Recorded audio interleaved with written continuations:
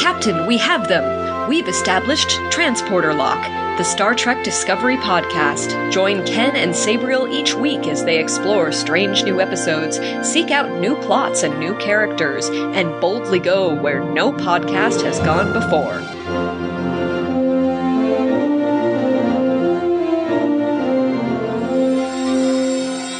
Hello and welcome to Transporter Lock episode number 59 for Saturday, August 8th, 2020. I'm your co-host, Chief Engineer Ken Gagney, and joining me is my captain.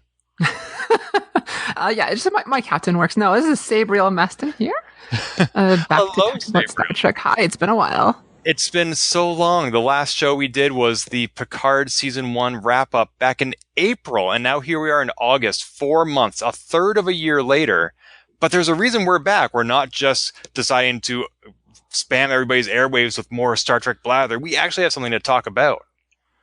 Yes, spam the airwaves as we do in this modern 2020 era.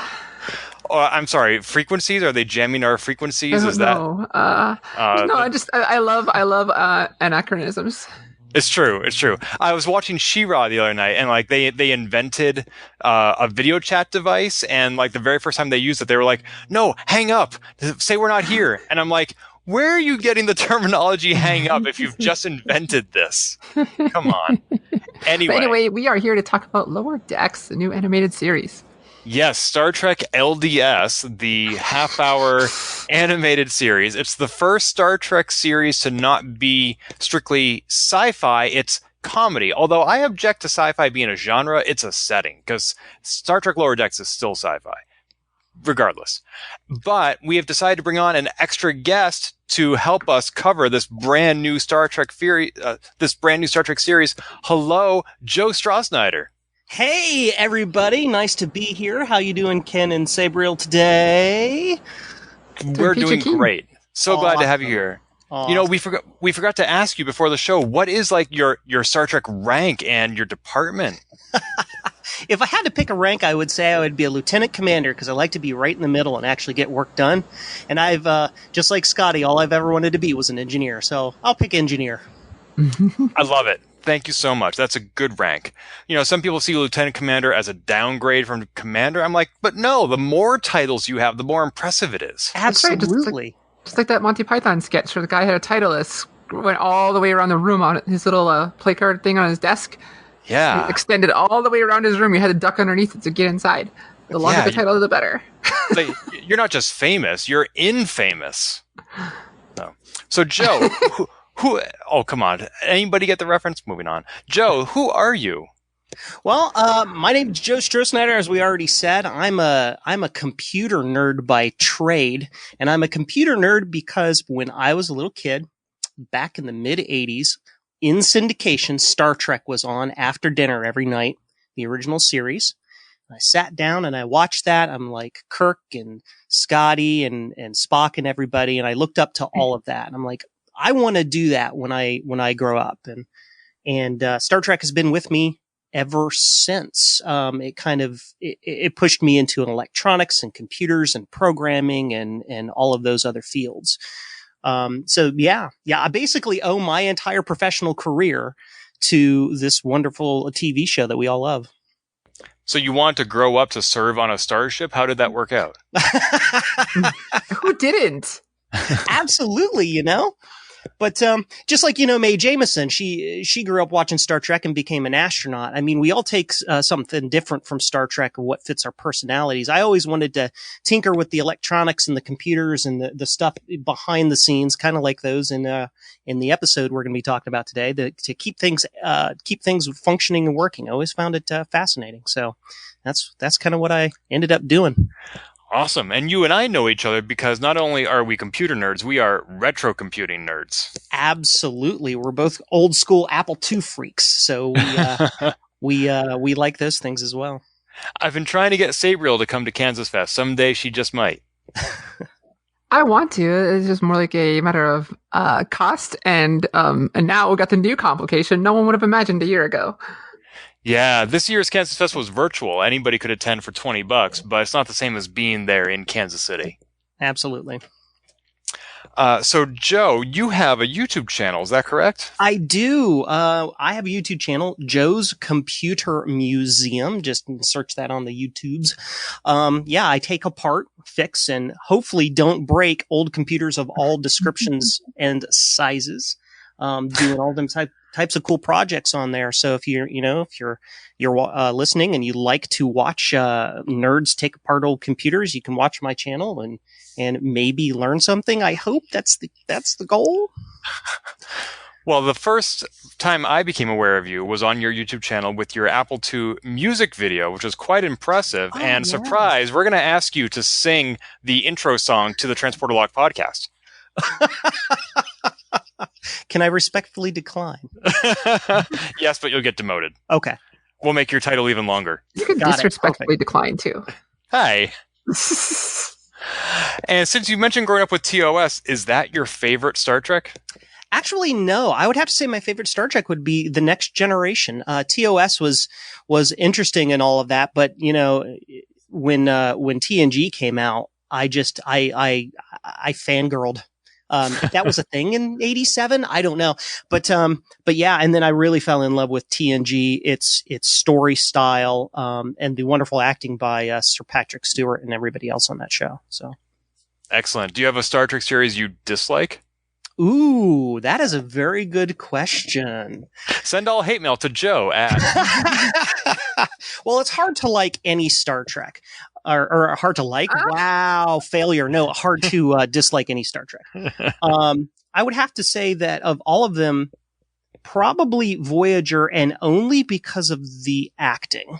But I wouldn't say that I dislike it totally. It's more of just, I feel, I'm an armchair critic. I can say whatever I want, I suppose. But, I felt that maybe the casting could have been better.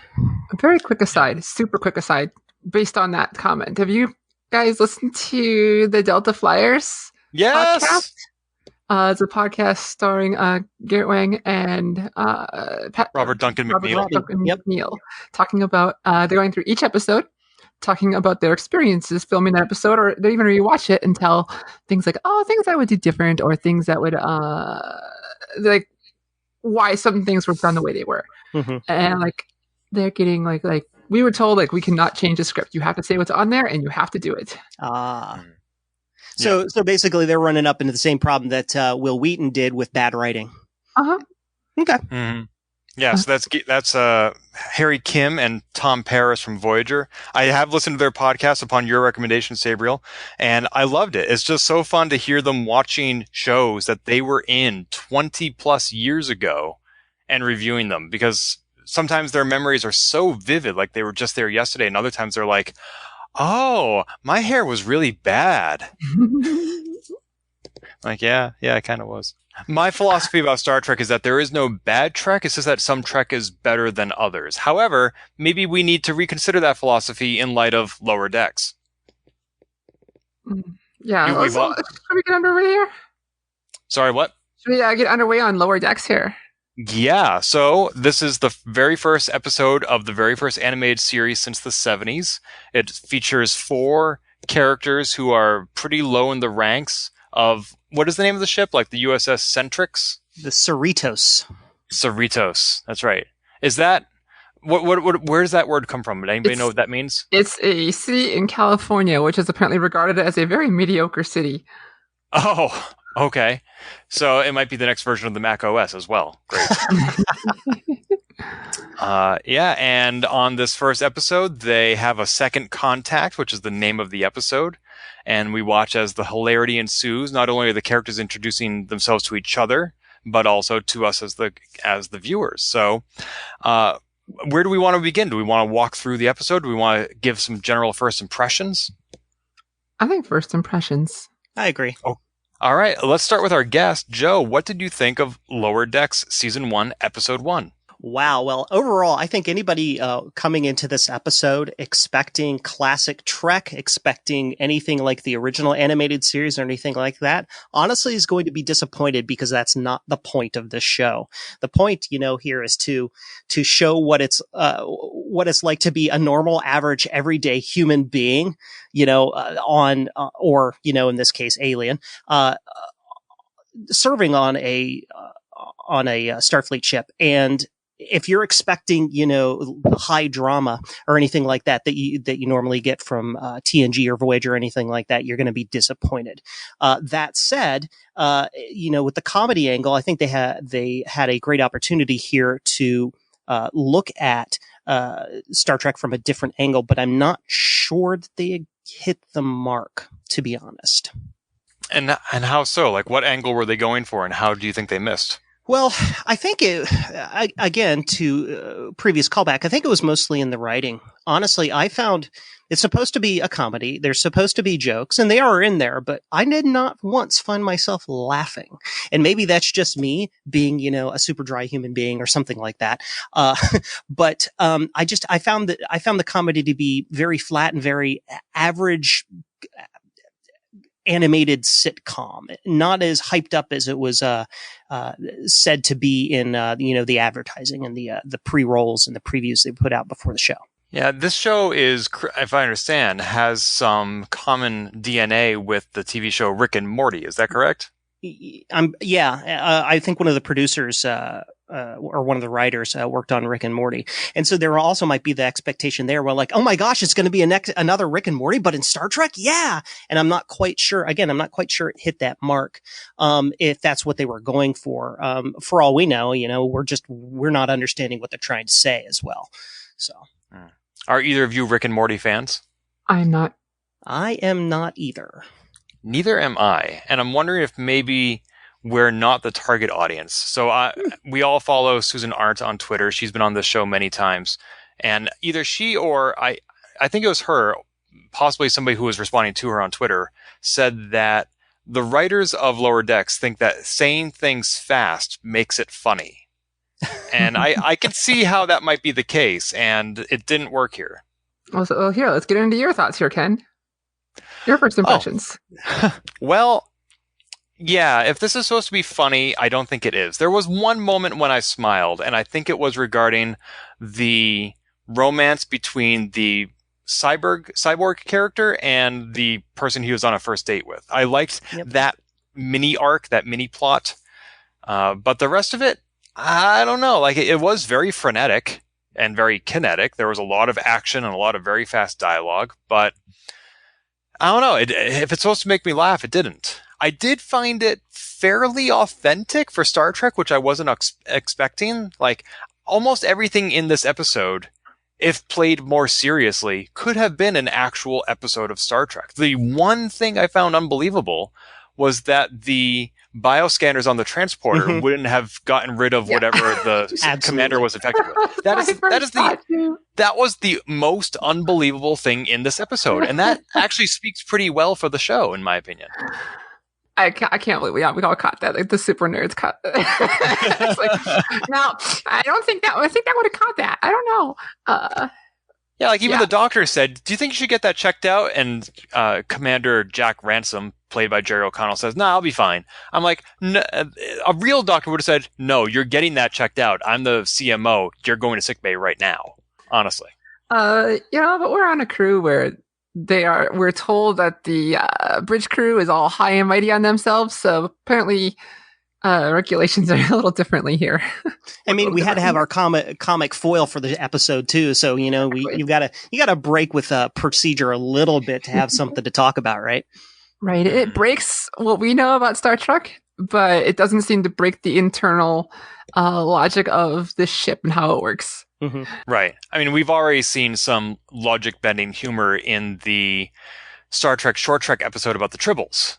I mean, that was, I would say, Star Trek's first focused effort on comedy, and we have to sort of suspend our disbelief more than usual for that. And in that episode, it worked. That was a funny episode, more so than Second Contact. Sabriel, what did you think? I have this problem on Thursday mornings when I watch the Star Trek series. It's like, I will go weeks without anybody bugging me all morning. I don't know, bugging is a strong word. Without anyone poking me for my attention. Until there's like a new episode of Star Trek. And then it's always when I'm trying to watch. Picard, or Discover or whatever, or now this show, constantly people pinging me for attention. And so I'm like, I'm trying to watch this thing. Pause. And I think that also helped me not go into watching my very first viewing of this in the best of, I don't want to say moods, but in the best of light. I kept getting interrupted. And so I think that's some things when I missed for Huey. But my very first viewing of this, I'm like, well, I did giggle a little bit here. I laughed a bit here. Like, I get what they're going for here. Like, I see this guy who's our Ensign Boimler. He is supposed to be a mix of what you're supposed to be, quote unquote, in Star Trek, and also the viewer. Like a huge Star Trek geek. He's a mixture of the two, where this is cool because it's there. We don't know what it does, but it's cool because it's there. And I get that. And then his foil, his ensign, the woman who he's supposed to watch, Beckett Mariner. Thank you. I'm glad you wrote the notes on these characters. Like I was saying before the show, I don't know all the Discovery characters all for 2 years, but I get what she's supposed to be. She's supposed to be his foil, get him to do things, and I see what they're going for here. It didn't land for me the first episode. Like I said, I laughed here and there, I giggled here and there, but I saw where they're going. But I could see why things would be funny to some people, but it didn't particularly land for me. And that's not necessarily a bad thing. Like the first 2 episodes of Family Guy's show. Oh, am I drawing a blank here too? Wow. American Dad? No, the space one. Orville? Orville. I wanted to say Andromeda, but like the first 2 episodes of those were kind of but I ended up loving the show a lot. So I'm hopeful. My second viewing, I actually enjoyed it. If on a percent scale, or some kind of scale of 1 to 10, I enjoyed it maybe 1 more on whatever I enjoyed it the first way. And so I thought it was okay, but I clearly see this is not necessarily for me, and that's okay, but I don't hate it. Yeah, what Joe said about this is what it's like to be a typical human on a starship. That's what I feel like the Orville is. I feel like they took humans from the early 21st century and put them on a futuristic starship, because that is exactly how humanity today, in my opinion, would react to a lot of these situations. I kind of feel like if it weren't for the Orville, we might not have lower decks. The Orville set the precedent and demonstrated that comedy in space can work, and so Star Trek is trying to cash in on that as well. Again, just like Sabriel said, the first couple episodes of the Orville didn't land for me. I feel like Fox portrayed it as a comedy, and that's what they were trying to do with the pilot to get Fox to pick them up. And once they had that secure contract, they were able to settle in and say, okay, now let's do what we really want to do, which is Star Trek, but with some comedy, as opposed to a parody of Star Trek, which ultimately the Orville is not. And so I'm hoping that Lower Decks, as I mentioned, it has a lot of the Star Trek architecture in there, and it adheres to it pretty faithfully. And I'm hoping that they'll find a way to take advantage of that rather than focusing on the comedy, which is what I felt like the pilot was trying to do. Yeah, I'd say I agree with you there on that, Ken. I mean, when you look at the artwork, the quality of the animation, the music, the sound effects, aside from the phasers, which were a little bit off, they've done a really good job of trying to stay faithful to the canon for the most part. And I think that, once they get their teeth cut on the format, as the season rolls out, I'm really hoping that they'll come into their own and have more fleshed out kind of layout that's a little bit less about the slapstick and a little bit more about the interactions between the characters and how that can bring out the humor and everything there. Mm-hmm. Yeah, it's clear that they love the show, they love the series. Yeah. There's no question there. This definitely feels like a Star Trek. Yeah, and they certainly have enough Star Trek people on the cast and crew who know what they're doing. I mean, this is Alex Kurtzman had his name in the opening credits, and he's the one that's responsible for the movie reboot. So he clearly is very successful at executing Star Trek. So I just don't know that you can compare the Star Trek reboot movies with Star Trek Lower Decks. They're very different.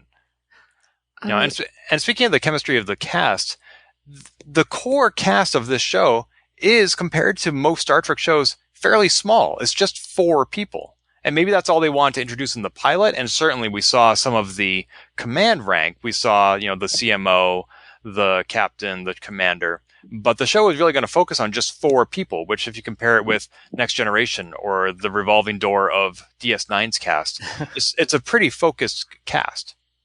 I think that might be a function as well of the smaller format, and maybe that's some of our reservations as well. We're used to stories taking 42 minutes to get resolved, but in this case we only have 22.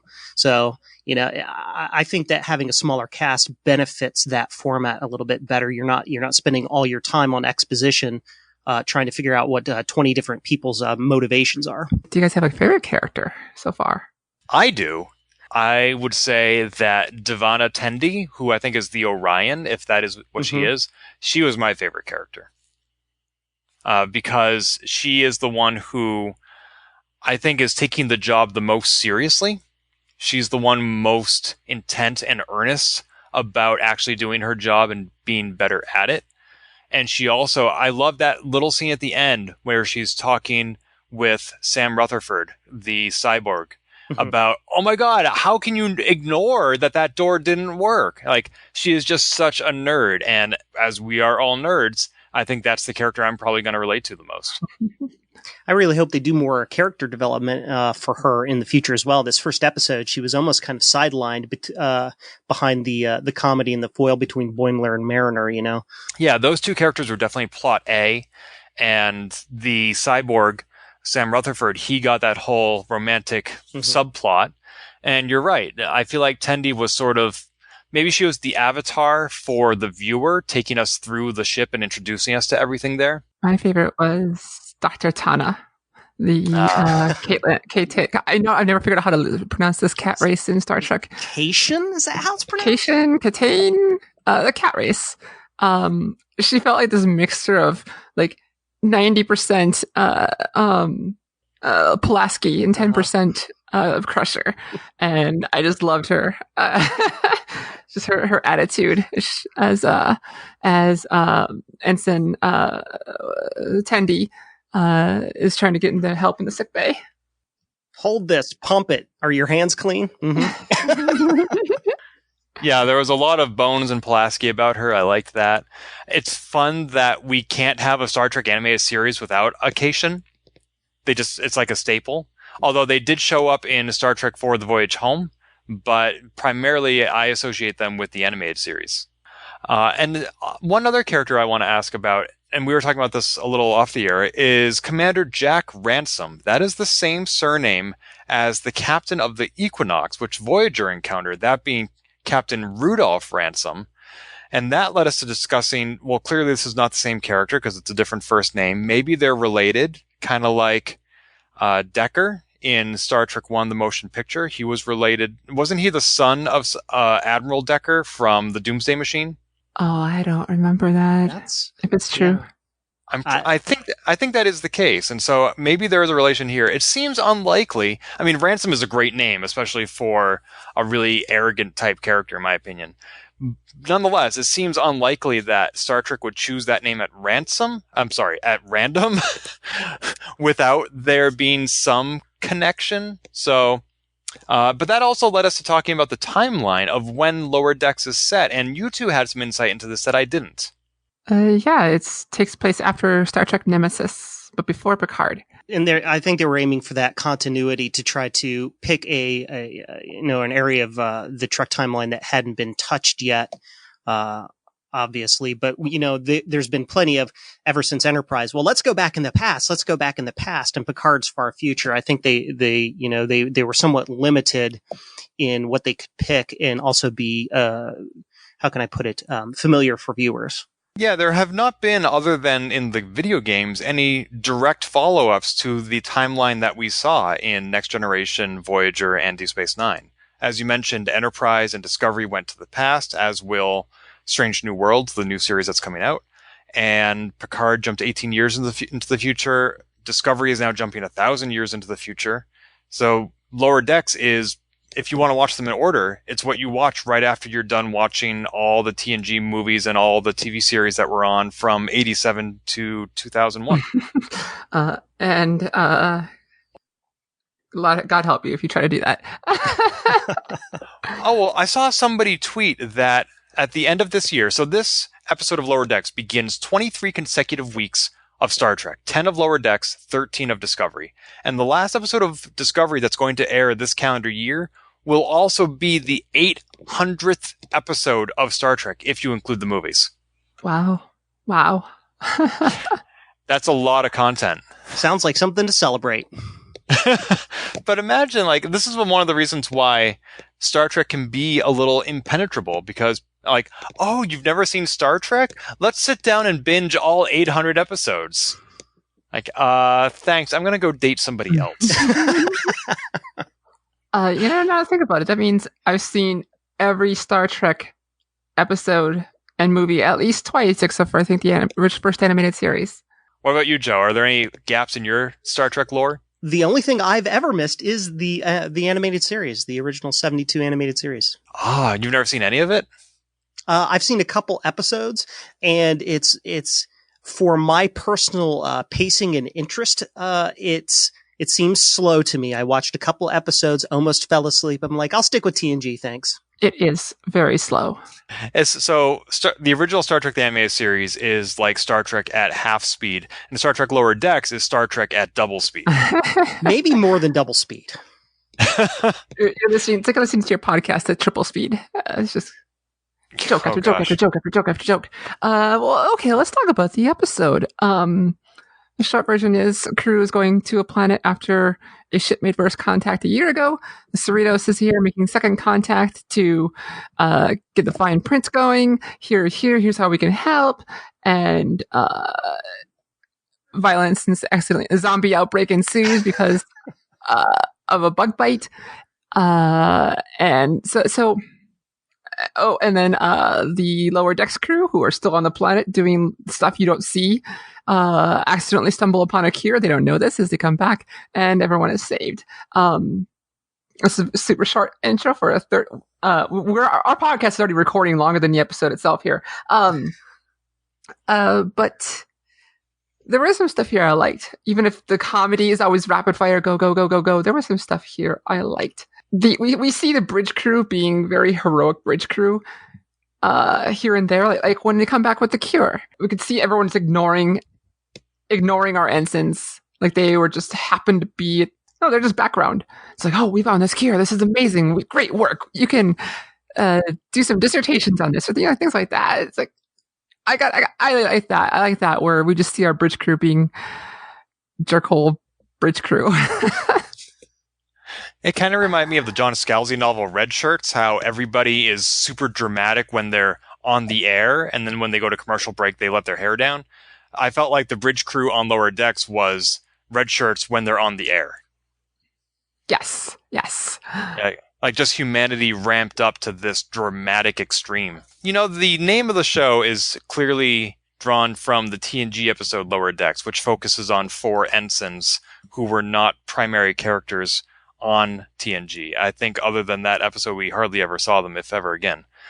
I kind of feel like taking that name, although it has a similar focus on minor characters, does Lower Decks, the TNG episode, a disservice, because that was a really intimate and sincere portrayal of these characters' challenges. It wasn't making light of them. In fact, one of the characters died. Spoiler. And so to say that, oh, Lower Decks can also be funny, I'm like, it really wasn't. I disagree that does a disservice because they're just using, I think it's just using a name, like, so, because people get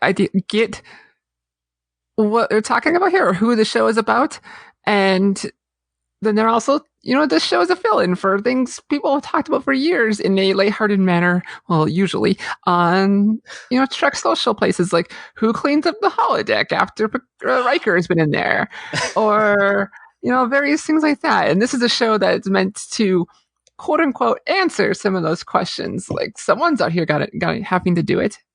And I have to agree. If you're going to be cleaning the holodecks and doing maintenance on waste extraction, I mean, how else are you going to approach it except for a comedy? So you just remind me. I thought that the one time I laughed in this episode was during the date scene, and no, it was the holodeck. I completely forgot about that, and I loved it when they pulled up like the naked outdoor gym, and the character says, this is very detailed. Yeah.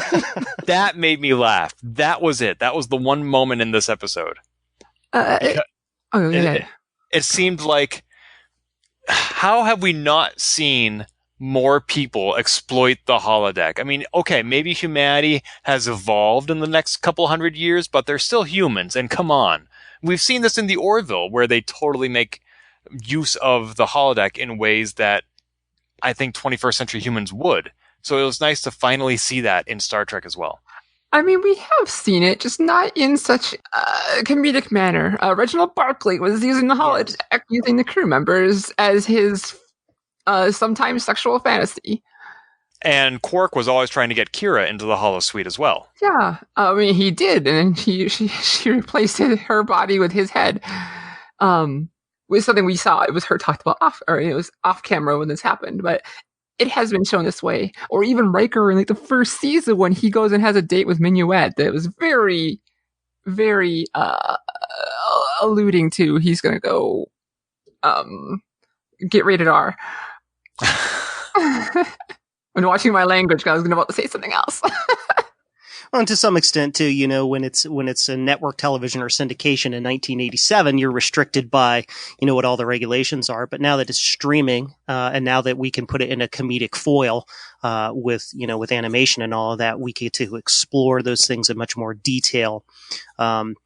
Hopefully not too much detail, but you know what I mean? We can get into those things without having to worry so much about, somebody saying, well, you can't show that on television. Speaking of ratings, they bleeped out the S word, but then later on they called somebody else a bitch.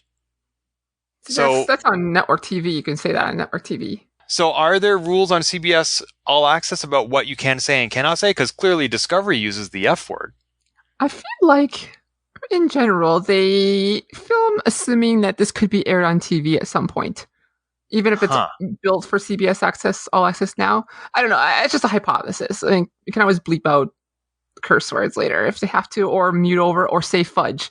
If you watch the old, 70s or 80s thrillers, like I grew up watching Smokey and the Bandit with Fred Flintstone voice over the Smokey, the cop, the sheriff who's always chasing Buford T. Justice. Yes. I grew up with Fred Flintstone speaking over all his swearing word on TBS. Very interesting.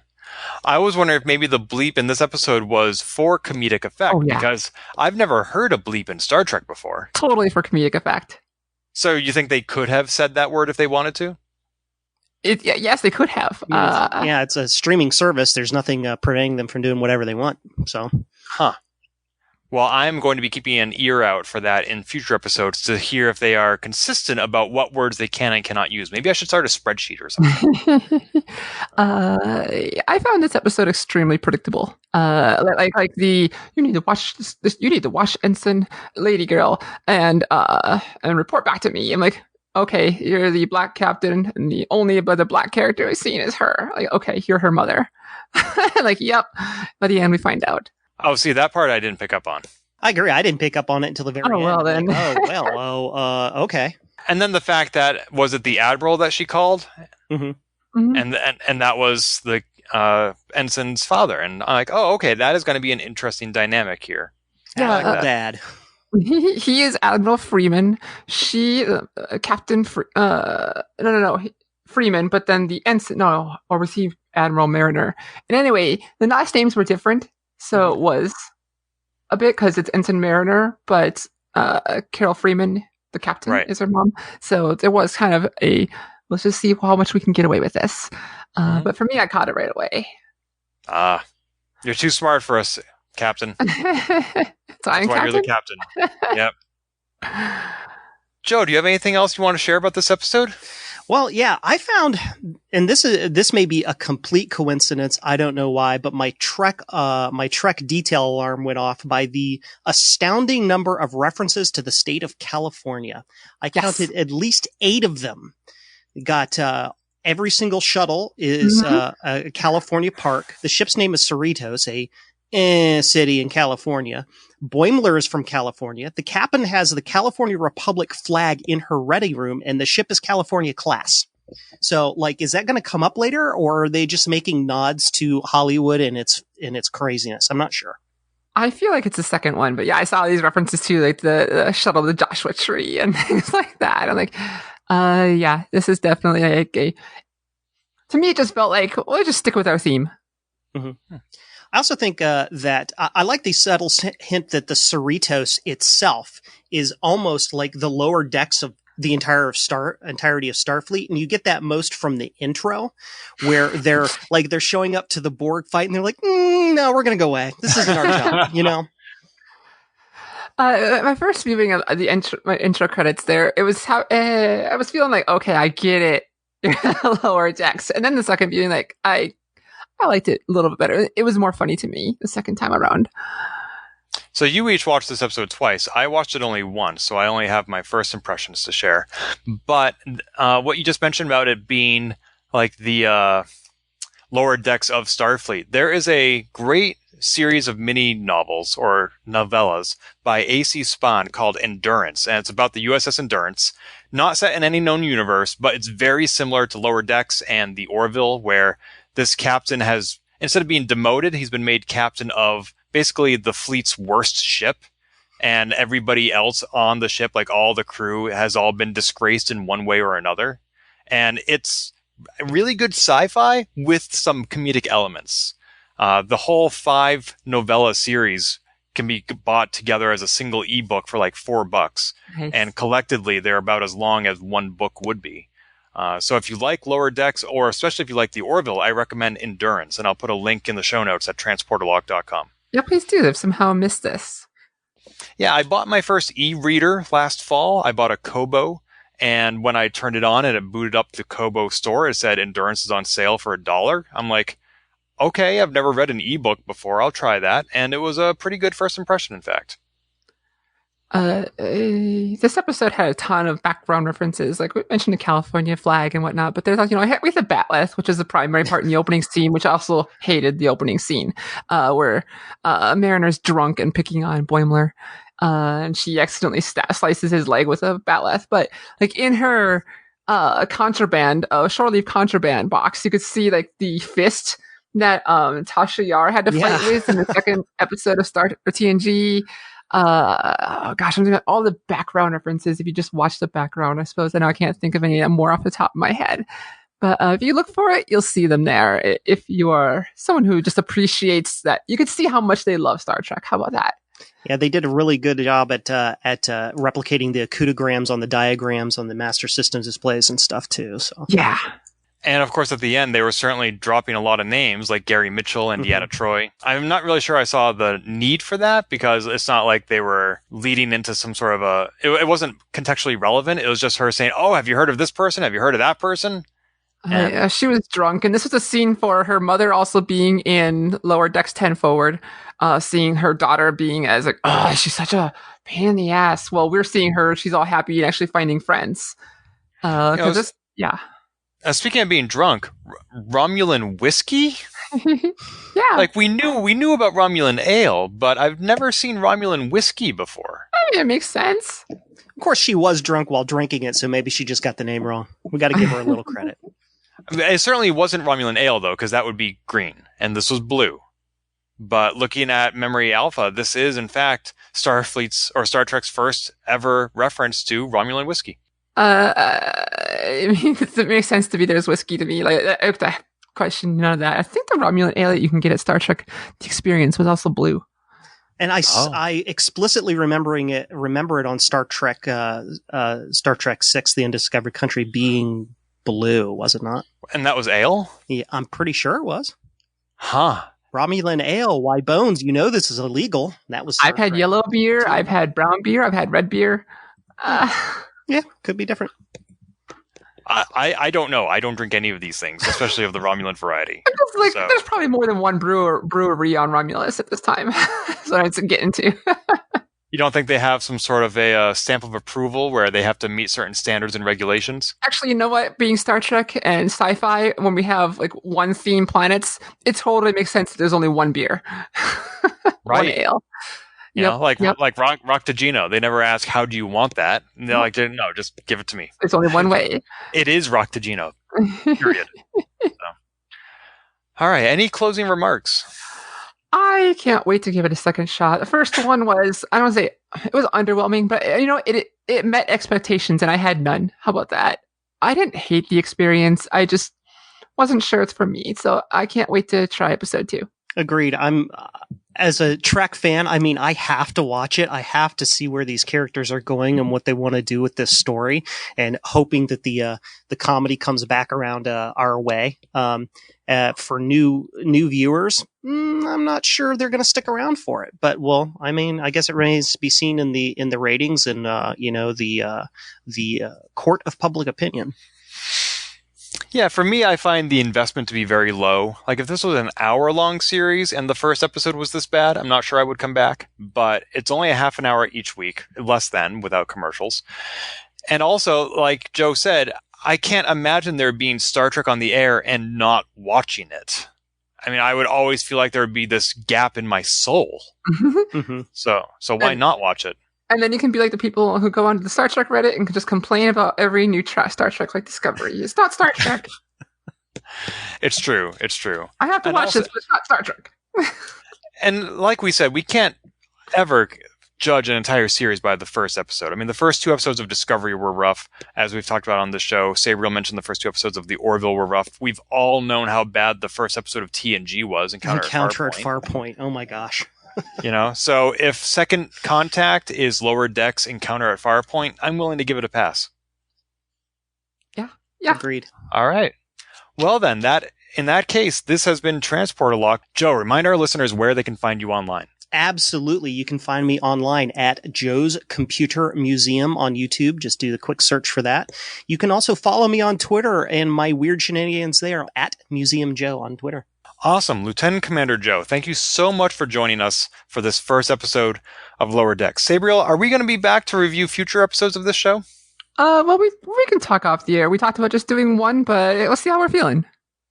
Sounds good. We definitely wanted to give our first impressions on this series. Whether or not we'll be back is TBD, but you can certainly count on Transporter Lock definitely coming back in October for the first episode of Discovery Season 3, which airs Thursday, October 15th. Until then, hit it.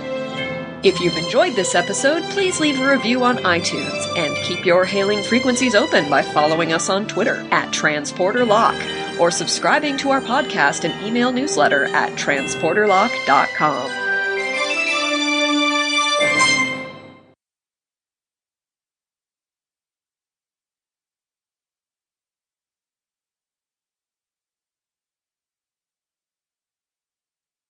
We did double the episode length of Lower Decks.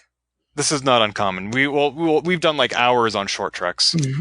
Let's really pull apart these 5 minutes. Isn't there a podcast where every episode is like another 10 seconds of Star Wars? Oh, I don't know. I'm pretty sure they're really pulling apart. Hold on. I know we're off the air now, but I have to find this. Oh yeah, it's Star Wars 1 minute at a time. StarWarsMinute.com. Oh my gosh. So they're going through the whole series chronologically. They'll watch 1 minute of a movie, and then they'll do a whole podcast about it. And then the next week they'll watch another minute. StarWarsMinute.com. We can do that about Star Trek and never finish because we die. 800 episodes of Star Trek, 1 minute per. How many minutes of Star Trek is there? 800 times 43 on average. We'd have to produce 34,000 episodes of the podcast. And then they'd keep making more Star Trek while you were talking. It's true, kind of like YouTube. Every minute of YouTube you watch, they upload another 72 hours. This is a show you would have had to start like when Enterprise ended. Oh no. To be able to keep up. We'd have to watch Star Trek before they even made it in order to stay up to date.